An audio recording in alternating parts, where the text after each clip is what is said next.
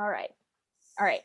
Hey nerds, what's up? Today's video is going to be the recording of our Zoom meeting for the Best Books Club, and we are talking about Midnight Library today by Matt Haig, which won the Best Fiction of Goodreads Choice Awards 2020. So we're going to be talking about that, and this is going to be the last Zoom recording, Zoom Books Club. I think we are going to transition it to be live shows, same day and time, the third weekend of every month, on Saturdays at 2 p.m. Pacific Standard Time, which is 5 p.m. Eastern Standard Time. What time is it in GMT, Paula? It's 9 right now because we haven't hit our daylight savings yet, but it'll be 10. It'll shift back over to 10 next month. Okay. Yeah, that confused me during the Bookopoly-thon, which is happening this weekend that we're recording, and I was lost, but now I am found. So anyways, let's introduce everyone. Obviously, you're on my channel. I'm Cassie from MissKlassieKassie, and Paula. Hi, I'm Paula from Fandom and Books.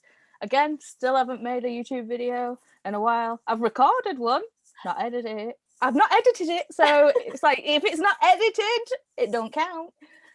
It's the thought that counts. It's the editing that's the effort. So, yeah. But and I'm Caiti of No channel. No things. You can tell I'm not used to this because you can see tanks in my background, not books, because I'm not prepared at all, and I don't have space. So, but I'm glad to be here. I'm excited that you're here, and I love the blue hair. My hair is kind of colorful these days. It's really grown out, but I do love the colorful hair. Yeah, it's definitely a result of lockdown.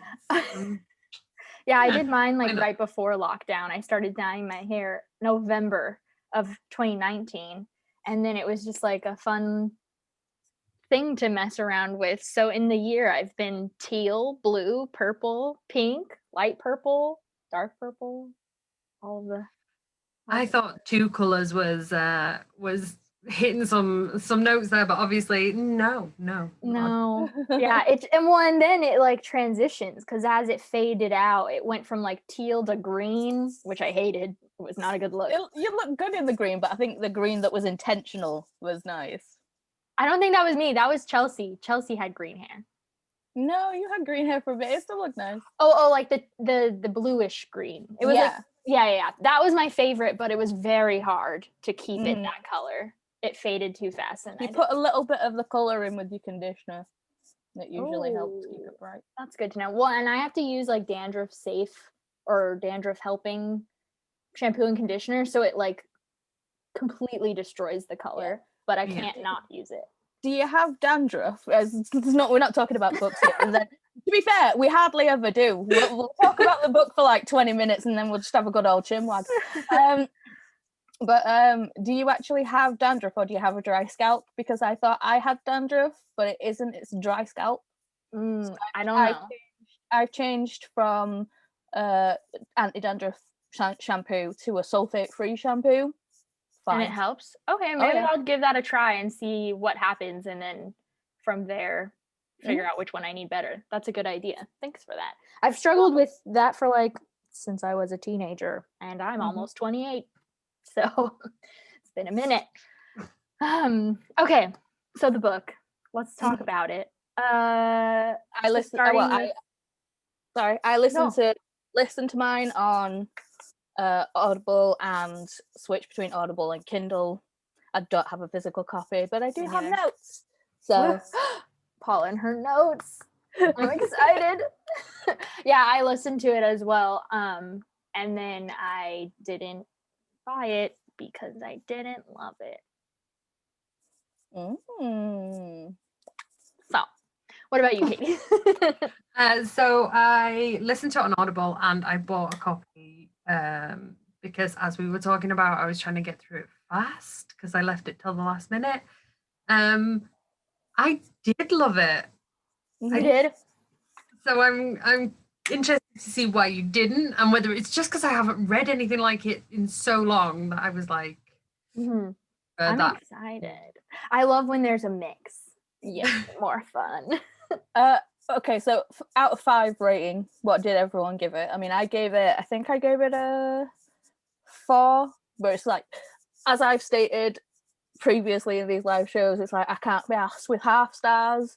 So if it's a 3.5, it's getting a 4 because I just can't be asked with it. So it's a 4. Mm-hmm. Yeah, I would say a solid 4 because it made me cry, but I don't know if that's just an emotional mess at the minute. Like, it got me. It really got me. Really? Well, it got me, but we all know why. Yeah. Yeah. Yeah. Yeah, I was reading and I was like, oh no. Oh, Oh no. So, yeah. Yeah, it made me cry. I cried at the beginning, I cried at the end. Really? Look, really. I gave it a 3. I feel bad now. No, 3.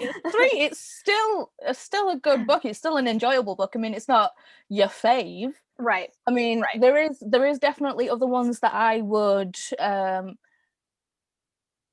recommend other than this one, but this is a solid book. Mm-hmm. It's like, I feel similarly. I think that overall I thought it was a book that a lot of people, I'm sure, will get something out of. I think that I've read books about the topic of feeling like suicidal ideation and feeling like you want to die and all that. I feel like I've read better books than this one. But like, that being said, I'm sure somebody will resonate with it. So it's not like it's in the trash. It's just not, it didn't resonate with me personally. But it was, I mean, it's solid. And what an interesting topic, like version of this discussion. I've never seen anything with like the library having all of the different avenues of life. I've never seen that specifically before. The first line in my notes is such an interesting concept. Yeah, exactly. Okay, so It really was, and I like the idea of like the representation of multiverses and things like that. I thought, could it have been done better? Probably. Did it speak to me on an emotional level? Absolutely. Do I think it's an award-winning book? Maybe not. Doesn't mean it's not a good book. Hang on, while you're doing that, I'm just going to bring up the other books in the category and see. Yeah, that's a good idea, because I would love to know what it was running against, because we haven't done that yet. I haven't read any of them, so I won't be able to compare it. Well, there's authors that yeah. know. Yeah, I also find that I haven't typically read a lot of the Goodreads nominees. And so that's why last year I did the 2019 Goodreads challenge, where I just read them all and then made a video like of all of them and like went through them. And so that was like where this idea came from, is like, oh, I want to bring more people into the conversation rather than just me by myself. But yeah, I find that I haven't read a lot of the options. So it's an interesting look at like who's deciding the winners. Because I mean, it's people's choice. It's not like, you know, Academy or whatever that means. I mean, I don't know if you, Kate, if you saw our live show previously about Mexican Gothic. It's like, we both like the book, but it's like, really? Did it need to win? Did it need to win? And did it need to win the horror genre? It was like, no, you didn't. Yeah. I think that often horror books miss the mark. You are? I think that horror books often miss the mark, and it's like, what? Like how? The things that most people go for in horror, I'm like, but that no. For me. And then the stuff that I really like, no one else does. So interesting.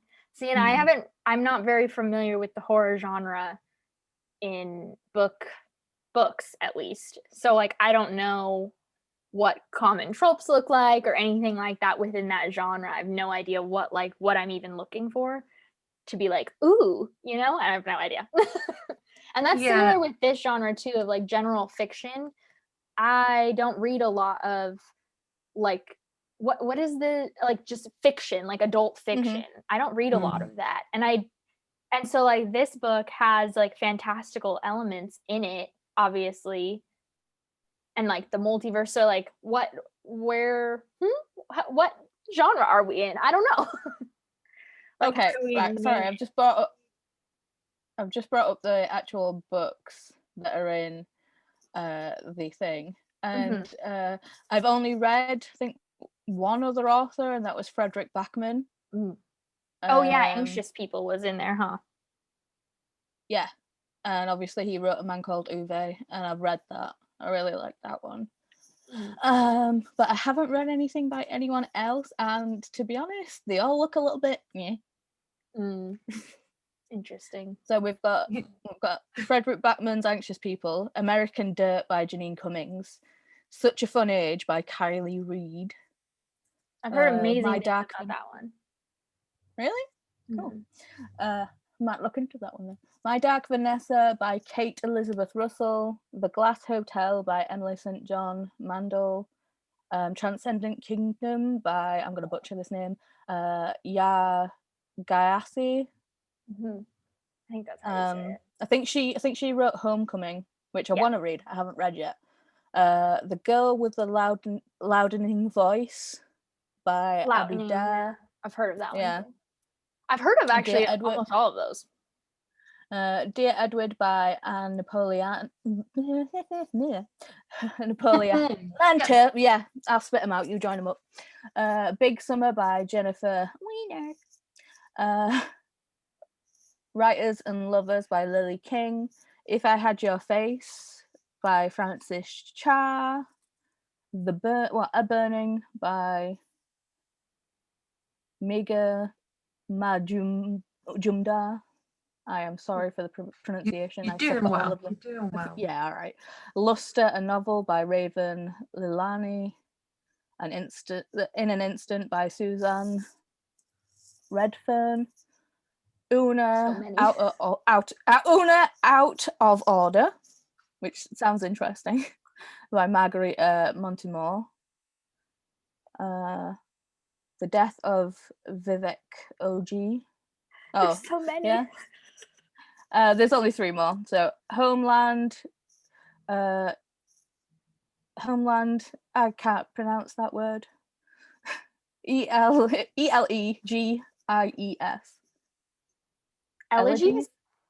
Elegies by Ayad Akhtar. Real Life by Brandon Taylor, and Migrations by Charlotte M. McNaughty. Yeah, something like that. I was looking at them too. Wow, there's a lot. Yeah. Oh yeah, okay. So I've heard of Una Out of Order too. Chelsea from Chelsea Darling Reads, I think, read it. I don't remember if she liked it though. And then I've heard really good things about Transcendent Kingdom, My Dark Vanessa, Such a Fun Age. American Dirt has very mixed reviews and like concern over the fact that it's about I'm pretty sure it's about illegal or like non what's the word, like immigrants from Mexico coming to America without like the illegal immigrants. Yeah, thank you. Like, what am I trying to say? But Janine Cummings is white, and so there was a lot of discussion on like, why did you feel the need to write this book? Yeah. And then Anxious People I've also heard good things about. So those are all the books that Midnight Library was against. So like, I guess let's just go into a spoiler section. If you haven't read the book yet and you don't want to be spoiled, this is not the time. Unless you don't care about spoils, then just keep on watching. And we're going to talk about things. So, like, how did you guys feel? What were your favorite parts, least favorite parts? Whatever you want to talk about. I'm going to leave the floor open to Paula. Okay, then. Okay. My least favorite part of it is that it was predictable, because I knew as soon as the concept was brought up, it's like I even wrote in, I was like, prediction, she will go back to her own life. I knew it exactly as soon as it started. I was like, there's no way that she's going to be able to jump into a life and stay there. just be like, yeah, this is the one for me. She's going to go back to the one that she was in. She's going to make up with her brother. She's going to get with Ash. Yep. She's going to make up with her brother and get with Ash. That's exactly what I put in there. Yeah. And I think the only thing that it didn't really do was finish the story completely, where she's like, she actually goes and she has that additional meet cute with him, and then they, they go for that coffee and whatever. It was very predictable. It was really predictable. But there was something comforting in that as well, I think. That's what made it a really easy read. Because you know the story. It's sliding doors, just with more twists and turns. That's it. It's every multiverse, it's every missed opportunity kind of story, just done slightly differently. And the slightly differently was the thing that made it quite sweet, I think. I loved it. I was looking at this book while I was listening to it from the perspective of I used to work in a mental health facility, residential for teen girls, and I was reading it from the perspective of, would this be a book I would put on the list of books that they like could read if I was in charge of that and I still worked there. And it was really interesting reading it from like that was in the back of my head the whole time, because I was very nervous that that isn't what was going to happen. The predictability of her going back to her life, I was really worried the whole time that that wouldn't be the end, because it felt like if she doesn't go back to her regular life and finds, the new happy version of reality, then what does that give like kids who obviously can't go to a midnight library and like jump into an alternate universe? Like, what would that give you? So I was really nervous the entire time.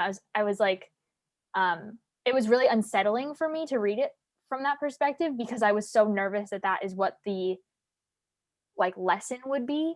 And then I also, the big thing with all of that said that I found a little bit like of a letdown for me was that it didn't feel like she recognized that she wanted to live her life.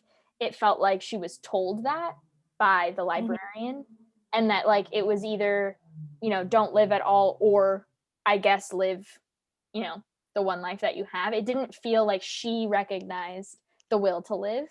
And so I don't know, there was also like this undertone throughout all of the alternate universes that she went into. Sorry, I'm starting so negative, but I promise that there are good things that I liked about this book. But these were the two big things that I didn't like, was all of the alternate realities that she goes into. It felt like there was this undertone of her like angry or frustrated with the fact that in the ones where she's happier, she tends to have some sort of medication, and they don't really name what medication she's on, but it's probably some sort of antidepressant. And there's this undertone of her like being frustrated with that, but it's never really solved in any form for her life that she ends up going back to. So it didn't feel like finished in that sense. Like I would have liked to see some sort of like coming to terms with, I do want to live, and I do want to make sure that I have the support of whatever that looks like behind me to make sure that like I continue to want to live. I don't know. It just didn't go all the way around. It didn't feel finished in that sense to me. You could also look at it from the perspective of the Midnight Library was just a complete and utter like projection. Well, like suicide dream basically, because she tried taking an overdose. So this was her way of like, processing like, all her depression and like, realizing that no, actually she is surrounded by people that she initially has made their lives better. Yeah, Like, I did love that. That was touched on, saying that, like, you know, her next door neighbor, obviously, like, he's not in a care home anymore because, you know, she was in his life and she went and, you know, did his, like, watered his plants. The little kid that she taught piano to wasn't going around stealing stuff. The store was still open, you know. Just the whole point of, like, realizing that your impact on the world completely goes on to everyone that you meet. Was like that I did like. Definitely. Yeah, my favorite part is the storyline that we see with the kid that she's teaching piano to, and like her getting to see where he's at without that opportunity, and then the ending, like when she's back in her life, making sure that he like continues somewhere, whether it's her or someone else. Like that part really did. I liked that a lot. I think for me it's kind of a little bit like A Christmas Carol as well, like, you know, the different viewpoints and the different like perspectives of this is what life could have been like if you'd have made these choices, but also this is what other people's life would have been like if you made those same choices. So yeah, I'm liking it less the more I'm talking. Oh no, it's like lazy storytelling, but it doesn't stop it being a really sweet story and really readable. But yeah, I think it's been done, and it is that kind of best case scenario tale that you come out of this thing and then immediately her brother was there and her best friend was texting her and her neighbor was, you know, glad she was there. And I'm like, yeah, but if you're talking about it as something that you could use as a tool with kids maybe who are in this situation, they may not find it like that. They may not find that if you just wait, someone is going to be there. It wrapped it up too quickly, I think, and there was too many people just ready to step back into play. But don't ruin it for me. I'm sorry. I do tend to be really critical of especially adult books. I find myself that, well, unless they're like just straight up smut, but when we're talking about a fiction book like this, I do tend to look at it from a really critical eye, and I know that not everyone does that, and no one needs to do that, but that's just like how I tend to read these books. Especially, I've noticed for this challenge in particular, I'm like, well, why did it deserve to win? So then I'm like, so sorry. To be fair, with what is it? This is like the third. It's like the first one was the only book that we liked, and you know, this is like the third time we're doing it. The first one wasn't actually in the running for the actual award. You know, both times we've read a book now, we're just like, it's okay. Yeah, like yeah, exactly. Like solid book, and like I can definitely see why people would like it. Me trying to put on a hoodie while I'm wearing headphones. Skills. Success. Yeah, like I can definitely see why people would like this book. I just, something felt missing. I think what you said was right, Caiti. Like the big thing that was missing for me is I felt like we really could have it could have really been like so much better if we had gotten some more time living in her real life after the fact, like after she has this huge experience. I feel like, did we really, as much as I did really enjoy each version of reality, but I feel like it would have been a better book had she decided to do less of those and spend more time in the first life after the fact. Does that make sense? Yep. Yes. It was also quite convenient the way that every life that she went into wasn't her own. You know, there was a big, apart from the last one, there was a big reason why she didn't want to stay there. So even though she was successful at X, someone was missing, or you know, was living her best life here and someone else was missing. And it, you know, I could have lived with it. I could have lived That was another, I'm sorry, that was another big thing. Like, oh, Paula, you're gone, but I'm in the hot sun. Oh, I'll be no, she's gone. Oh, don't go. Please don't go.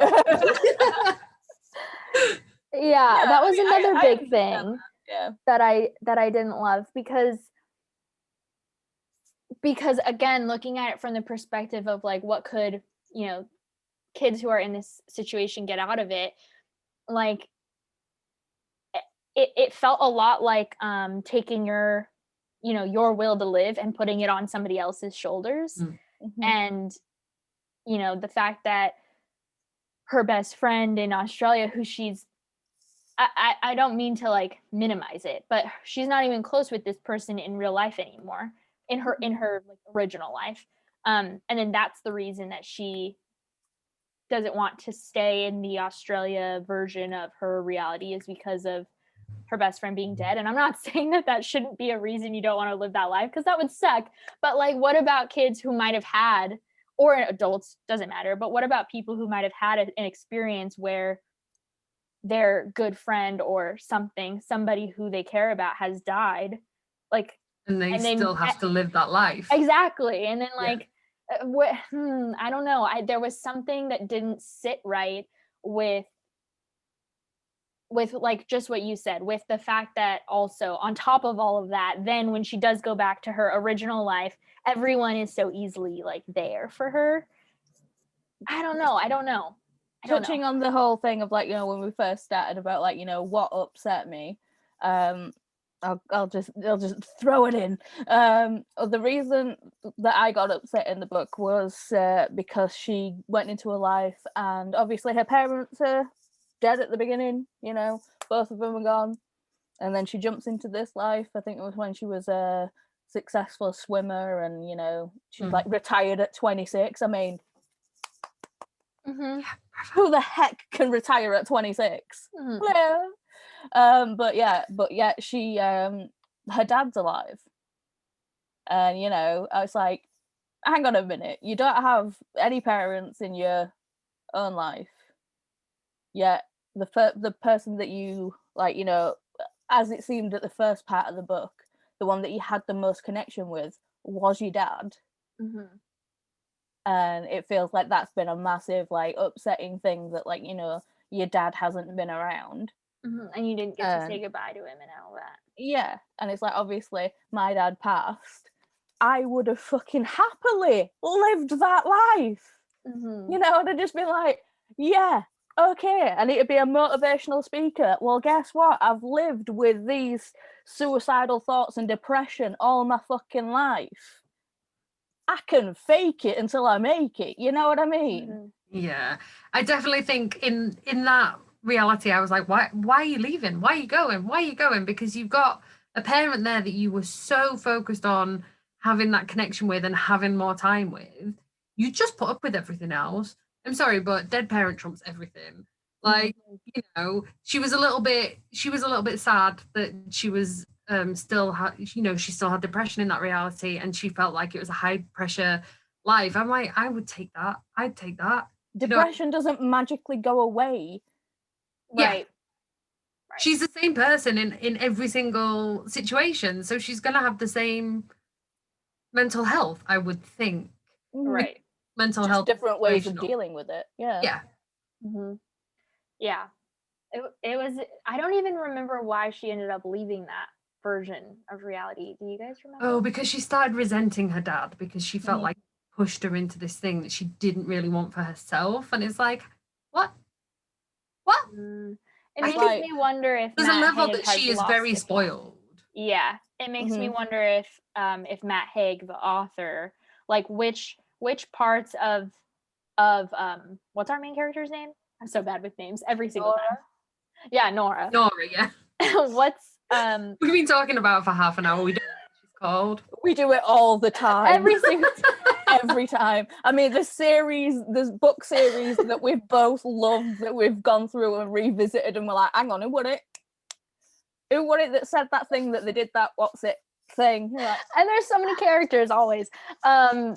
Yeah, I wonder what parts of Nora Matt Haig, you know, has experienced in his own real life. It makes me wonder where it was complete fiction and where he was, you know, using his own experience as examples or inspiration, because that in particular, I actually didn't like even think about, because I haven't lost a parent, so it didn't really phase me either way. Like I didn't stick to it, but I can understand why someone who has would be like, what the fuck are you talking about? You're not going to stay here and get this experience with your parent that you haven't been able to talk to in years.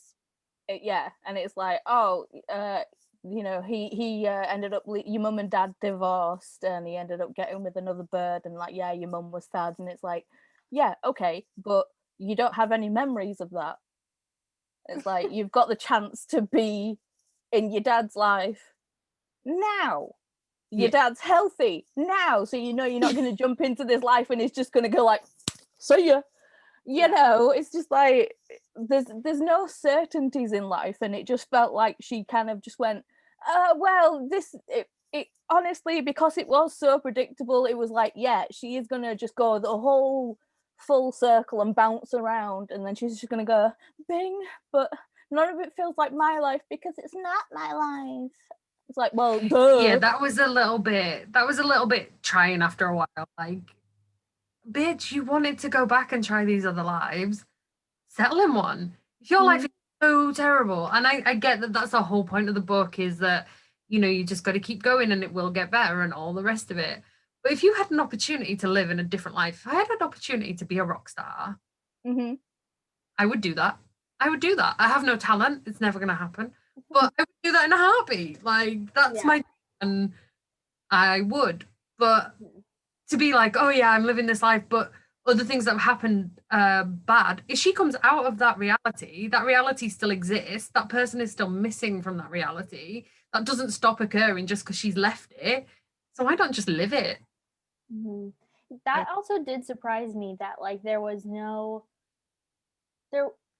was a little bit, but with how many times she went through a life where there is this, you know, famous aspect, the swimmer, the rock star, and even the glacier, the you know, special glacierist, even though she wasn't necessarily famous, like still you know, a fancy life, like something that not many people get to do. It surprised me that there wasn't really any focus on the fact that that isn't necessarily what makes people happy. Like I know at least a lot of us, I mean, I know Caiti's not, but me and Paula have both been on YouTube for a while, and at least in my experience, there is this like thought, or like back of your mind wonder of like, what would it be like if my channel got so big, or if, you know, those Insta famous, whatever, like it doesn't matter which version of social media light it is, but like that in and of itself isn't actually what's going to make anybody happy, and it can in fact make people really like stressed, and it can be a negative thing. So like I'm surprised that there was no discussion of that. The other thing, when she was the glaciers, with the glaciers, that word was, the reason that she left that reality was because of bad sex. And I'm like, if I left a reality every time I had bad sex, like, there would be no realities left. Yeah, I mean, and also it's often disappointing. Like, but she just like, nah, I'm out. Bye. It's like, bitch, you haven't had sex in quite some time, you know. Yeah, not you single. not you personally. Oh, no, I'm good. I was talking about the character in the book. It's like, so I was talking about Nora. Yeah. So it's like, you haven't had sex in quite a long fucking time, so it's like, you know, but thankfully you got some love. Exactly. And the fact that she like survived a polar bear attack and didn't leave then, but then left. That's really what shook me. Polar bear attack, sparkling conversation, but bad sex, and nope. Out. What? No, see you later.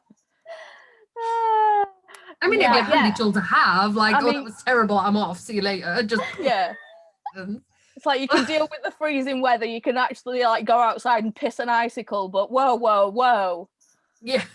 The It's fact unsatisfactory. Like, gone.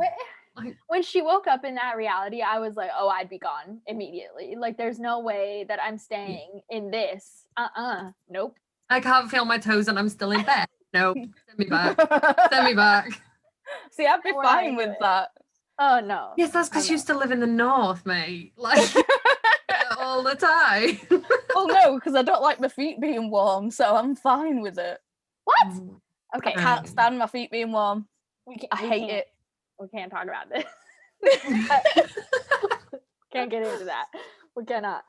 Oh man, that's crazy. What? I'm really shook by this statement. I said we can't talk about it, but now I'm stuck on it. Okay. What? I like wear socks to bed. Well, I actually wear a lot of clothing to bed because I can't sleep naked. It's not gonna happen ever. Even when I'm hot, I'm like, no, I need clothes. Like, I don't like my skin to touch my own skin. It's very weird, but I don't like my skin to touch any other skin, not even Matt's skin. Exactly. I'm like, get away from me. Don't touch me. And you've been married how long? Almost 2 years now, but together for almost 8. Yeah. Okay, so that's perfectly placed because I wanted to talk about the last life that she lives, the one that she like wants to stay in. When she's married with Ash, yeah. I did really like that part. But I also didn't, but I did really like it. It made me, that was one of the parts that made me nervous too, because obviously she's like really comfortable in it and she like loves it and wants to stay there and all this stuff. And she mentions, there's a part where she says like the longer she's there, the more that like she kind of remembers past things and all that. And I was like, no, we can't. This is not the moral of the story. Like, we cannot. Like, so I was really nervous. That whole section, I was just like, he can't do this to us, right? Like, I couldn't even sit and enjoy it, but simultaneously, it was so nice to watch it. Like, I did really like it. It was very nice. I was frustrated with that because I thought at least we'd get a little sexy time with Ash. And no. And no. It's like we got, in the Arctic, let's keep warm, fuck buddies. But, one guy that she actually feels like she could have a connection with, and it's like, oh no, we've married and got a child, but yet no, we're not having sex in this reality. Yeah, when she gets out of the shower and she's like, oh, best not let him see me naked. It's like, hate to break it to you, you've got a kid.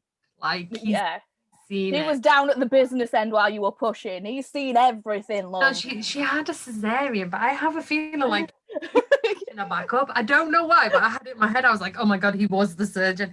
That's creepy. They wouldn't have let him be the surgeon.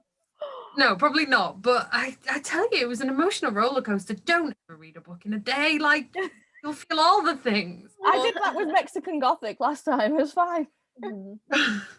What were your parts that made you cry, Caiti? So right at the beginning, when it was like counting down and she'd made the decision to die, I was like, oh God.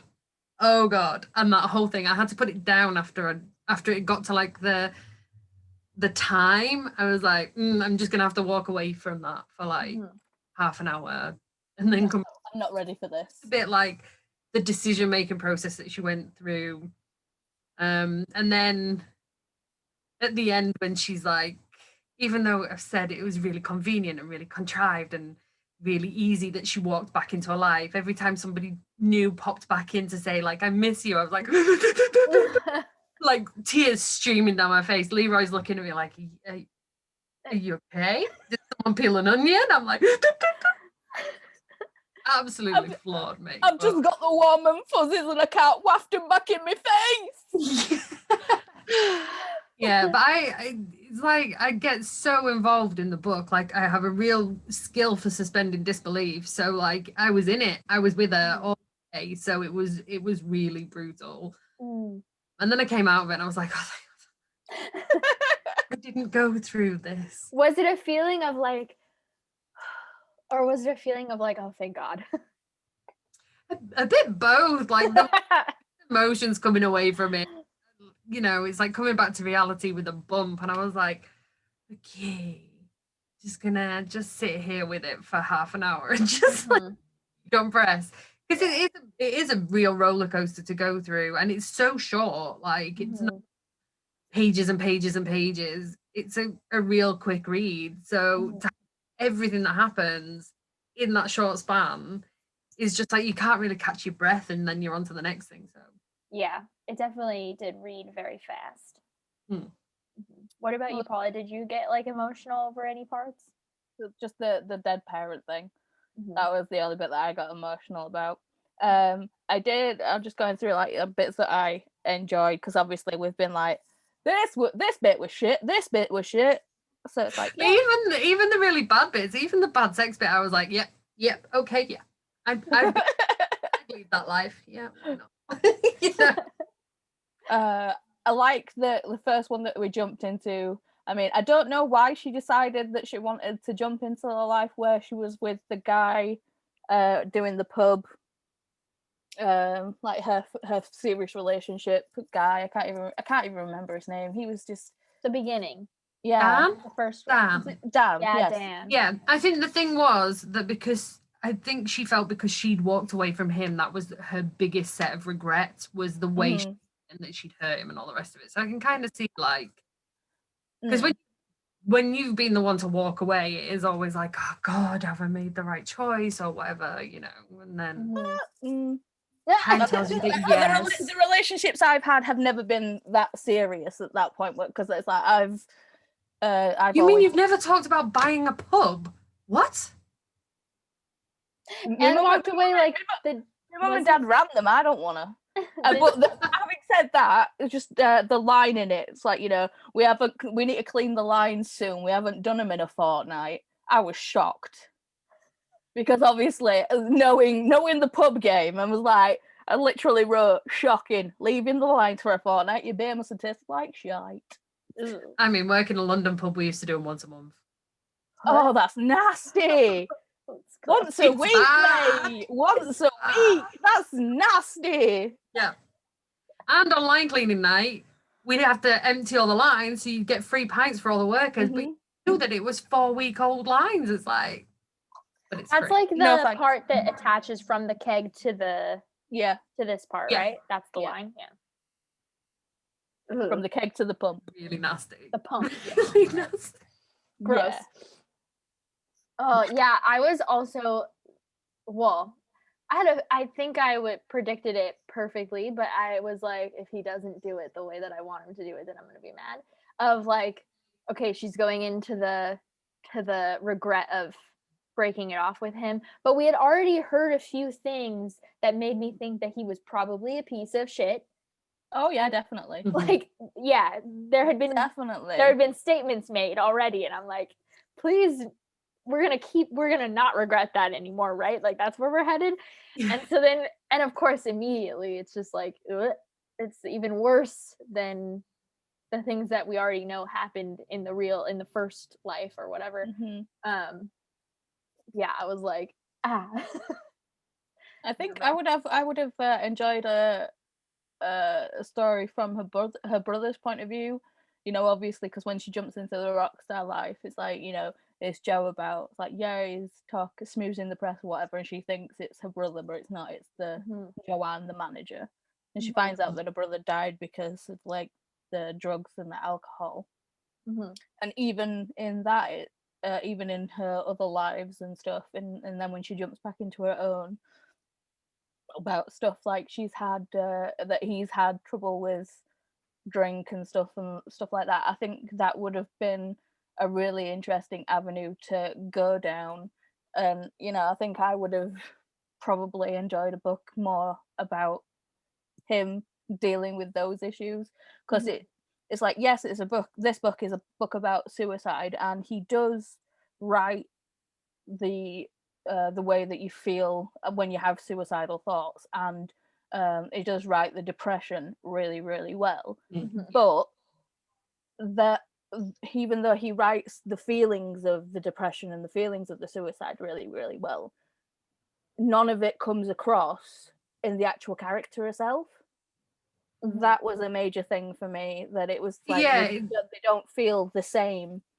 Yeah, it didn't feel like the same characters at all. It felt like up to the point, you know, the counting down, that was one character, one distinct thought. And when it got into the main story, it was like, hang on a minute, she's not displaying any of these thoughts at all now. It's like she's flipped a switch and she gets to experience all these lives and everything's rosy now. Like, I don't know. A lot of it was convenient. Really. Yeah, I would have liked to see. I think it would have been really hard to do that, because if she's at the point where she doesn't have any will to live, like that's where she's at when we move into the Midnight Library, then I can understand why he chose to shift that, because it would be really hard.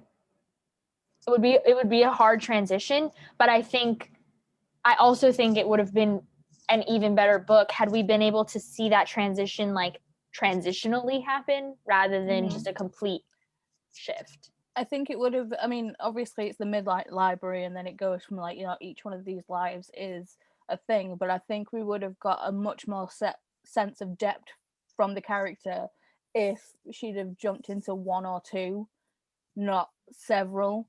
Because I mean, it's like in the first one she gets to realize that, you know, no, he was a piece of shit, and she kind of gets some self-worth from that, and she actually, like, you know, it felt like she was actually like trying to build up her character instead of being the downtrodden, or I'll go with whatever you say, I'll do this, that, you know, I'll just be going through and doing whatever anyone else wants.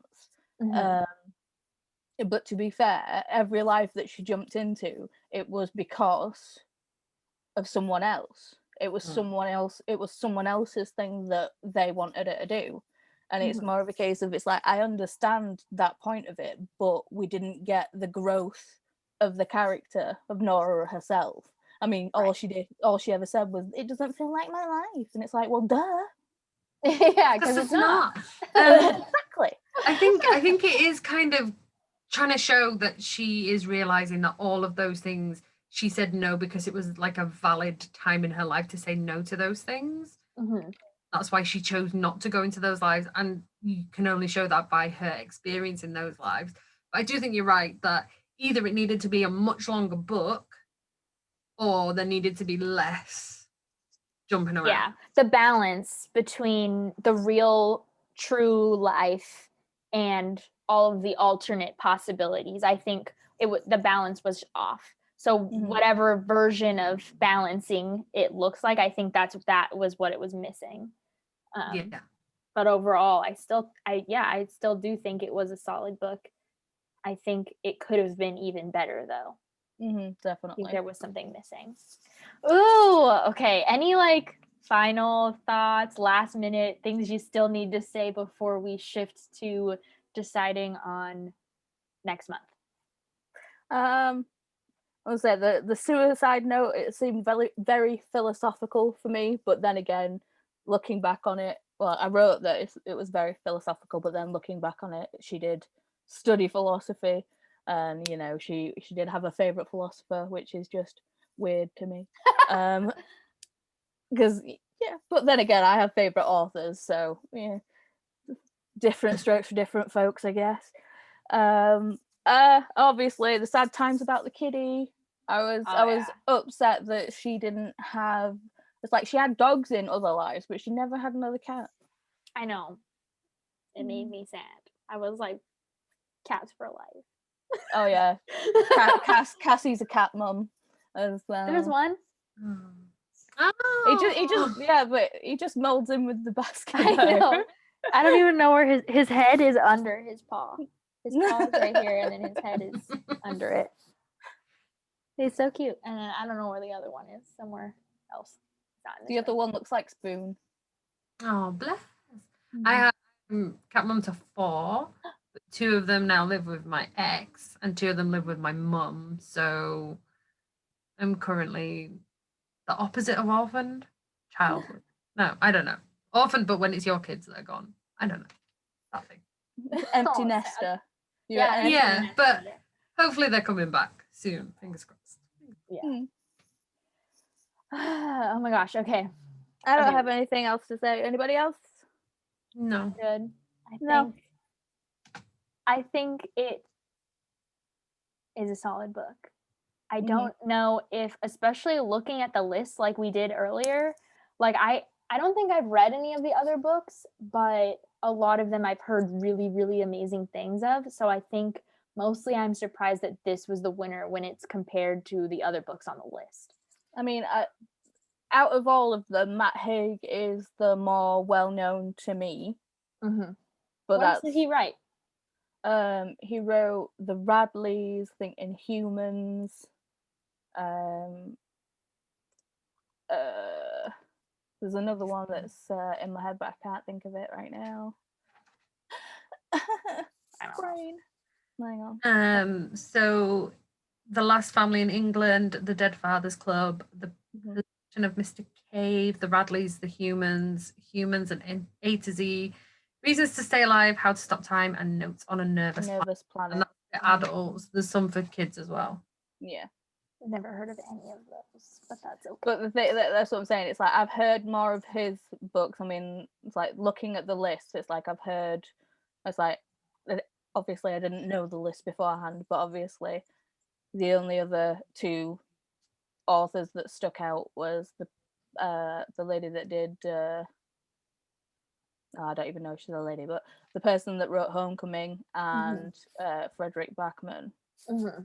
So yeah, I don't think I know any of the other authors. Yeah, I think those are the only 2 authors that I recognize. I just have recognized more of the titles. Okay. Did we want to just go for the thing that we talked about earlier? Should we just go for it? Shall we? Should we just Shall do we? it? So the next book, we're not doing a poll. No. We're going to do a live show for Crescent City, which came out last year, last March, I think. So it's been out a year now. I've already read it once. Will I read it again? Yes, you will. I probably will. If you give me an excuse. Here's the thing. I'm nervous because I agreed to buddy read A Court of Silver Flames in April. And A Court of Silver Flames is also 800 pages. Oh. No. To be fair, I don't even know if I'm going to buy it because I can't stand the new cover. I hate the new cover. The new covers are disgusting. That's why I haven't bought it yet. But yeah, I'm buddy reading A Court of Silver Flames with Kat from Brews and Reviews. Mm-hmm. And so I just maybe those will be the only 2 books on my TBR in April. Because so next we can put a poll up there, but just say that, like, this is what we're wanting to read, people. If we put this book on the list, it's gonna win regardless. Oh, okay. Out of all of the options on the 2020 Goodreads list, this or maybe Queen of Nothing. Like, yeah. And to be fair, Queen of Nothing is the 3rd book in the trilogy, isn't it? Right. Yeah. And I'm one of those people that has to read the first and second, even if I've already read them previously. Oh, you have to read them again. I have to read them all again because then I just get the. There's nothing worse than jumping into knowing your series and then, like, you haven't read it for a year or sometimes 2 years or whatever, and then you jump back in and you're just like, huh? Who are you? What are you doing? Why is this thing happening? So no, I'm one of those that likes to read from number 1 to number whatever.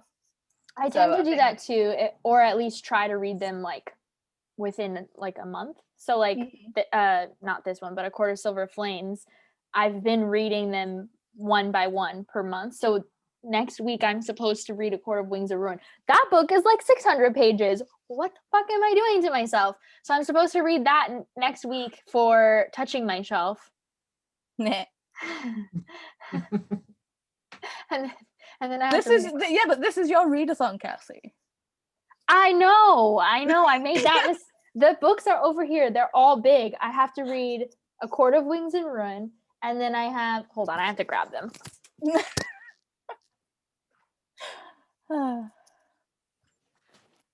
Let's see. What is in here? So Matt picked out Caraval for me.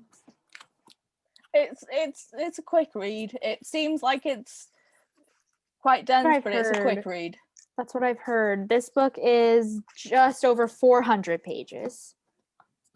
And then I have to read Standoff, which is a sequel, but I'm not rereading Winger. The last time I read Winger, I haven't even read it. It's like in 2015.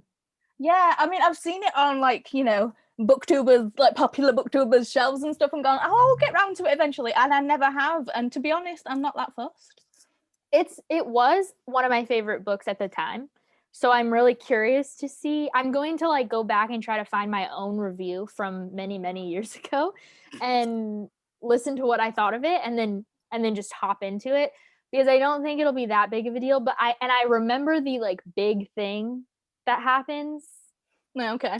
So yeah, it was like traumatizing. And then Court of Rings and Ruin, and then Girls of Paper and Fire. I recently just read that. Is it fast? Yeah. I mean, it takes a little while to get going, but once it does, you kind of like you're sailing. Yeah. This one's almost 400. My Dark Vanessa. So you can tell us whether that one should have been more higher in the ranking, at least. And then a Frederick Bachman book too.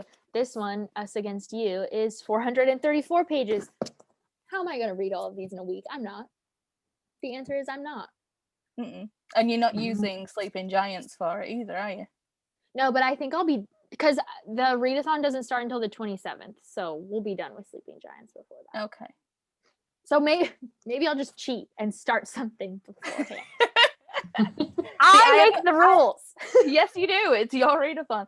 I haven't actually looked up your readathon yet, so I need to do that. Mm-hmm. I just posted it today. The readathon. I thought I was going to watch the video, but I forgot I posted it all together. I was working out, and I was like, "What is this notification that I'm getting from YouTube?" Oh, a comment. It is mine. Okay. Yeah. Okay, so yes, so this book, we'll be reading it, and then the third weekend of April, which is going to be the 17th. Oh, good God. So on April 17th, we'll be live showing this book at 2 p.m. Pacific Standard Time. Are you sure you don't want to change? No, we're doing it. We're doing it. She's like, I'm committed. Worst case is I have read this book before, so like I'll just go back and watch something to remind me of what I don't know the challenges or anything yet, but maybe I could read this for you part of your readathon. You can. There's a way. I'm sure there's a way.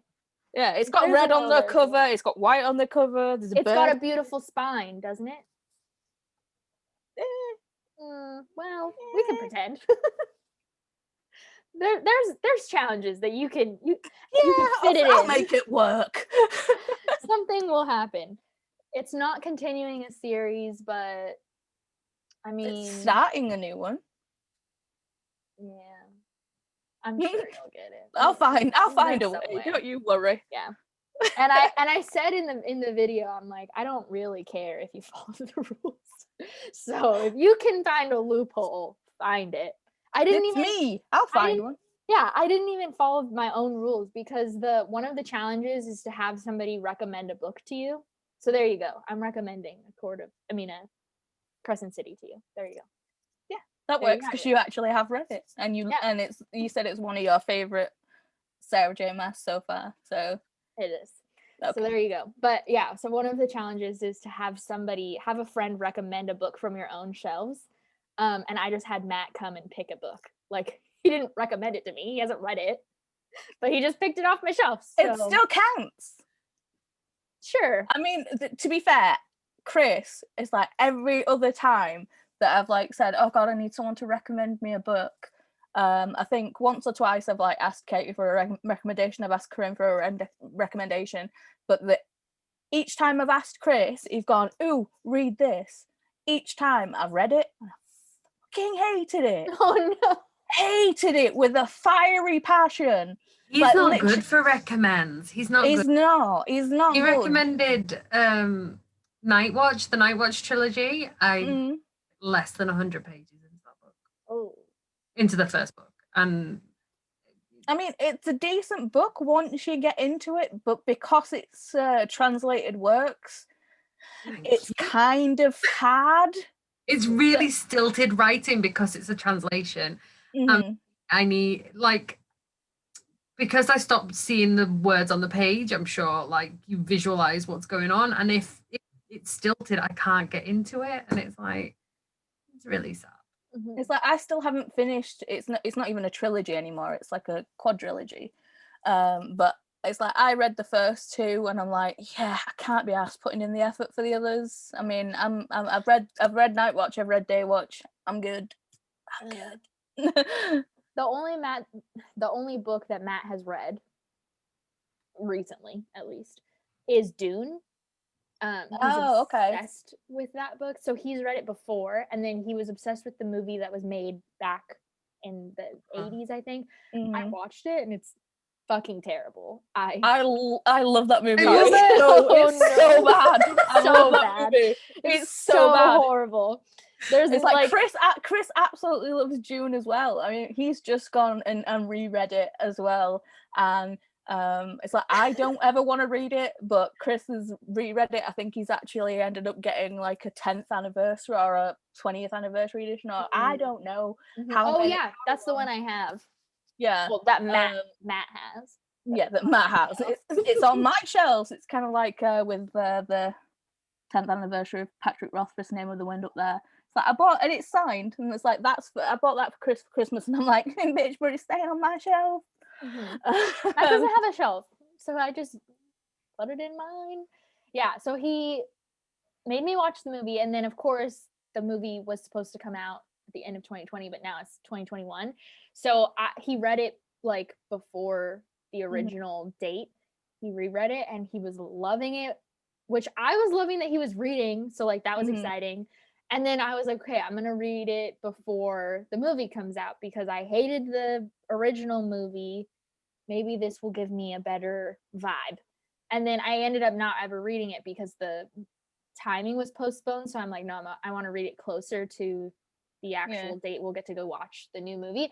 But like, oh, I'm so terrified. Will it suck? Is it gonna be bad? Well, the thing is, it's like I've got, it's like Kyle MacLachlan is like the main guy in the 80s movies with the with Sting in it, and it's like literally for him I've got Twin Peaks, Dune, or Showgirls, and I'm like, he's also it's not going to be as good as Twin Peaks, but everything is better than Showgirls. So he is in he's in Desperate Housewives. Yeah, I ain't watching that shit.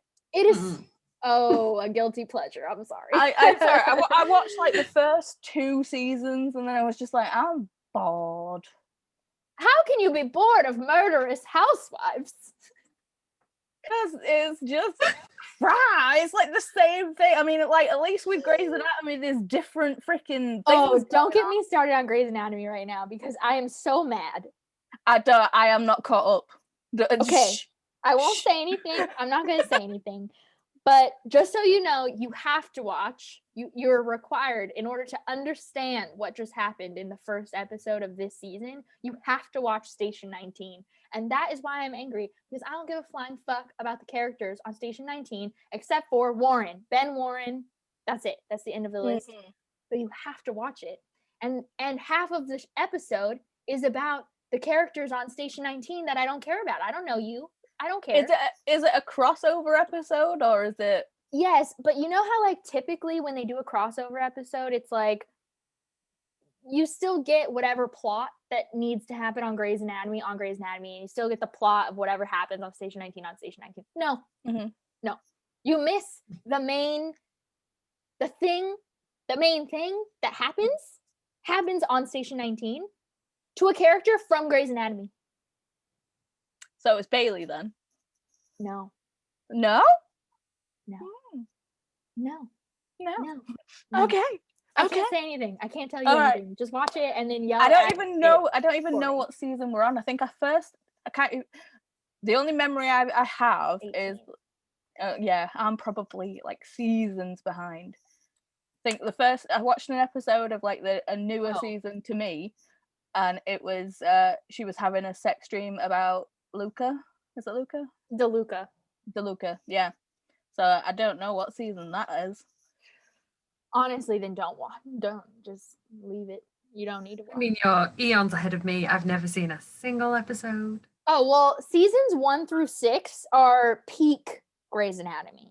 And then it goes downhill, and then it comes like peak, it comes up, and then it now is as low as possible, and I'm mad about it. I'm mad about it. I mean, to be fair, I had that thing when they did private practice. Not private practice. Oh, yeah. Private practice. Yeah. See, I'm not that fussed about private practice. I was more... I love private practice. I didn't like Addison at all. I only watched it for, like,